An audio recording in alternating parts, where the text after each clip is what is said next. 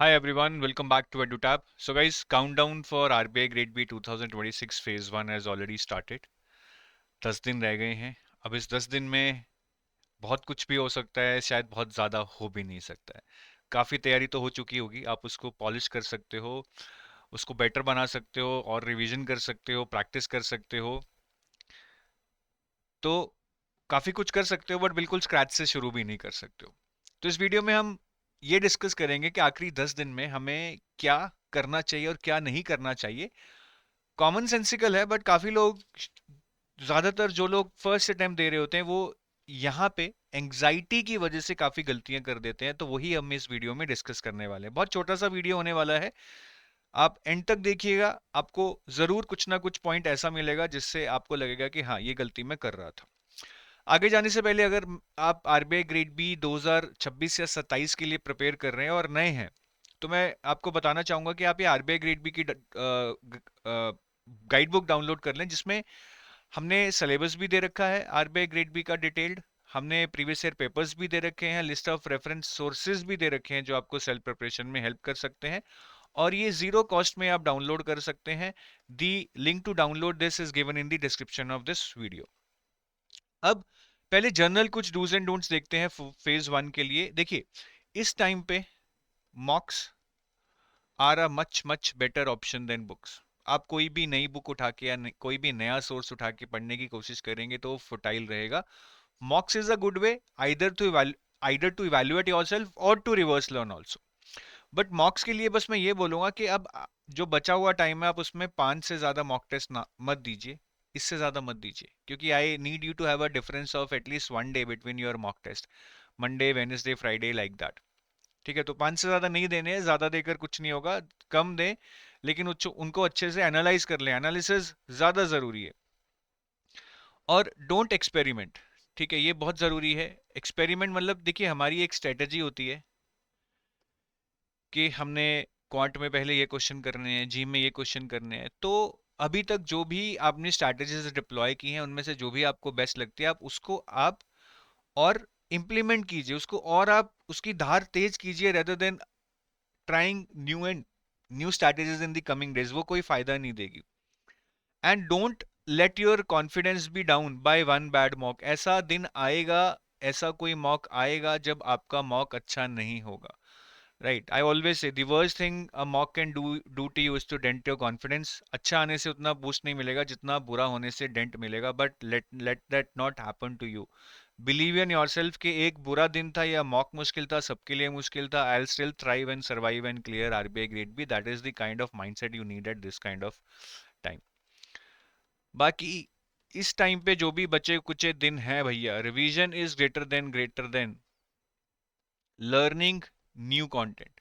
तो ये तो हमें सबको पता है. कोई भी नया सोर्स मत उठाइए. अगर कोई भी सोर्स नहीं उठाया तो सोर्स उठा लीजिए, बट अगर ऑलरेडी कोई सोर्स है उसके अलावा कोई भी सोर्स मत उठाइए. अगर वो सोर्स पूरा भी कर लिया है, आई थिंक उसको ही रिवाइज कीजिए. That would be much much better for you. And revise your mistakes. This is very important.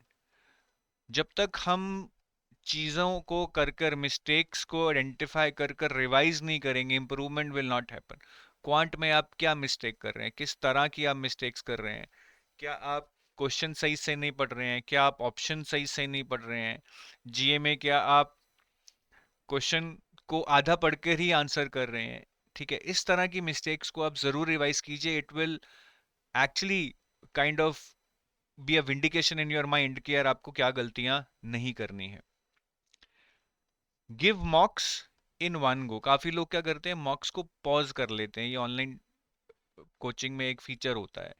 ठीक है, बट एग्जाम में it's not the test of your knowledge, is also the test of your stamina. तो उस tension वाले time में anxiety के साथ पूरा 2 घंटे बैठकर अपनी आउटपुट मैक्सिमाइज करना अपने आप में एक चैलेंज होता है. तो उससे भी हमें लड़ना है. And the last which is very very important is the sleep cycle. Sleep cycle normalise करो. जो एग्जाम दे वाले दिन होने वाला है, अभी काफी उल्लू लोग होते हैं हमारे, इसको बुरे उसमें मत लीजिए, जो रात को पढ़ते हैं, है ना. ज्यादातर ज्यादा होशियार लोग वैसे रात को पढ़ते हैं, मैंने देखा है. तो भैया, तार फंस गई है मेरे पैर में. तो आप अपना स्लीप साइकिल नॉर्मलाइज कीजिए, बहुत ज़रूरी है. एग्जाम वाले दिन आपको 9 बजे 9:30 सोना है, सुबह 5-6 बजे उठना है, तो आप ठीक है अभी शायद पढ़ना चाहते तो 9 बजे मत सोइए, लेकिन 10:30-11 सोने की आदत डालिए। लेट अगर आप सोएंगे एग्जाम से 2-3 दिन पहले, आपका स्लीप साइकिल नॉर्मलाइज नहीं होगा, फिर आपको दिक्कत आएगी। एग्जाम वाले दिन लोगों को नींद ही नहीं आती है, 3-3 बजे तक जागते रहते हैं, फिर सुबह फ्रेश नहीं होते हैं, फिर फ्रेश नहीं होंगे तो पेपर अच्छा कैसे होगा।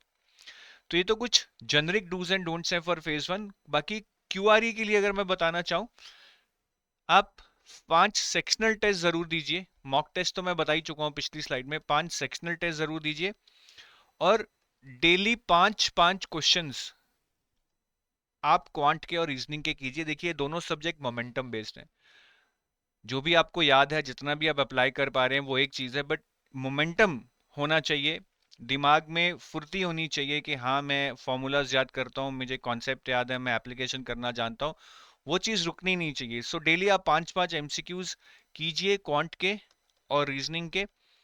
और तीसरा, एक लिस्ट ऑफ टॉपिक्स भी आप बना लीजिए, जो आपने दिमाग में सोच के रखा है उसको आप पेपर पे लिख लीजिए कि ये टॉपिक्स हैं जो मेरे स्ट्रॉन्ग हैं, जिनसे मैं पहले क्वेश्चंस करूंगा, जिनको मैं ज्यादा प्रायोरिटी दूंगा, and just keep going through it every time.